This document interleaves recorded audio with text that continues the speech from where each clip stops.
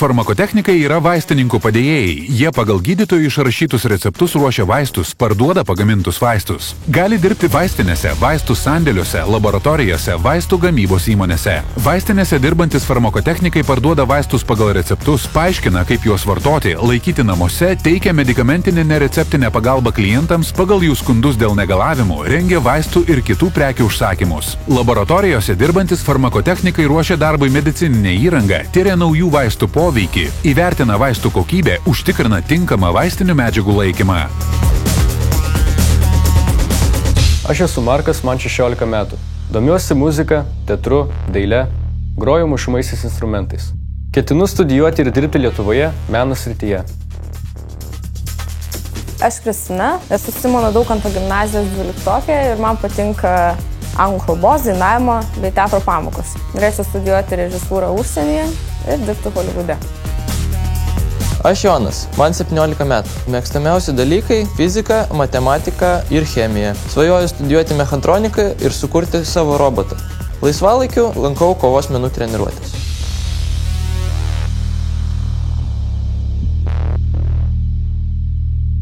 Vygintas Čepulis, profesija ir pareigos farmakotechnikas. Darbo stažas 3 metai, baigė Kauno kolegiją.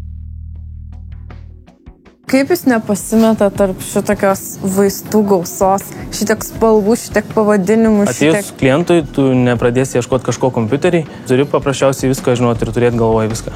Aišku, ne visada pacientai žino vaisto pavadinimą. Dažniausiai ateina ir sako, duokit man nuo širdies vaistų su raudonu brūkšneliu. Jo, ir ieškai to raudono brūkšnelio ar ten trikampės tabletės.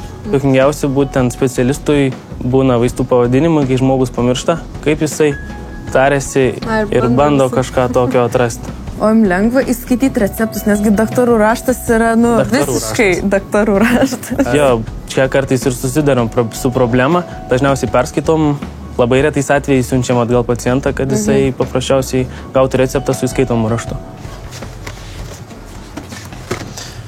Taip, šituos. Ir ką aš su jais darysiu? Ir visus šituos nunešit ir sudėliosit į stalčius. O, Ime? okei. Su Marku tai turiu istoriją. Ai, tada. Man buvo labai blogai, aš gulėjau lovai. Jinai man parašė, kad jai yra labai blogai ir reikia kažkokio tai vaistų pavadinimo. Nuėjo į vaistinę, ten sekmadienis buvo dar, kol surado, kokia dirba. Kad bėgau ir iš karto pradėjau sakyti vaistų pavadinimą. Niekaip neatsiminė ten to pavadinimo vaistų, tik... Na, pasakiau vis pirma, nuo ko tas vaistas ir bandžiau tada kažkaip nevykusiai pasakyti jo pavadinimą. Suprato šiaip ne taip vaistininkai ir padavė tuos. Dėkinga vaistininkui arba vaistininkiai. Arba ten buvo farmakotechnikė. Farmakotechnikas, jeigu yra vaistinio padėjėjas, tai ką tada daro pats vaistininkas? Kuom jie skiriasi? Praktiškai kol kas Lietuvoje nesiskiria nieko. Ateityje tai pradės skirtis, vaistinė be farmakotechniko dirbti negalės. Farmakotechnikas surinks vaistus, aptarnau žmogų, o vaistininkas suteiks farmacinę paslaugą.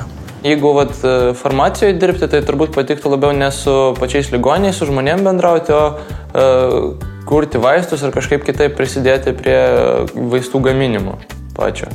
Gamybiniai vaistiniai gaminami vaistai, atnešamas receptas ir ten darbo daugiau, kruopštesnis darbas. Kartais kiekis būna išrašytas mažesnis nei originalioj pakuotėj, tai mes jį išardome ir atskaičiuojama tiek, kiek turi būti išrašyta recepte. Žiūrint, kokį vaistą gaminam, ar tai miltelius, ar sirupą, ar tabletuojam, skirtingas darbas, kiekvienam reikalingas kruopštumas ypatingai, atsakingumas, matematiniai sugebėjimai. 1, 2, 3, 4. Atsakomybė didelė vaistiniai, tiek vaistininkų, tiek farmakotechnikų. Tikrinam 3 kartus receptą ir tada tik tais atiduodam vaistą. Gyvybės ir mirties klausimas iš tikrųjų iškyla. Jeigu netaip užrašysi vaisto dozę ar tokį vaistą išduosi, ypač receptinius vaistus, kaip sužinojau šiandien, tai žmonėms gali blogai baigtis. Va šitaip duok maišelį.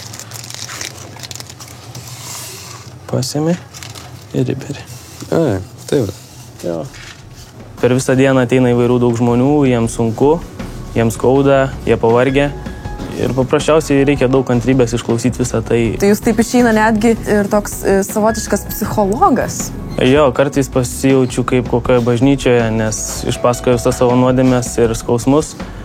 Reikia paremti psichologiškai labai dažnai.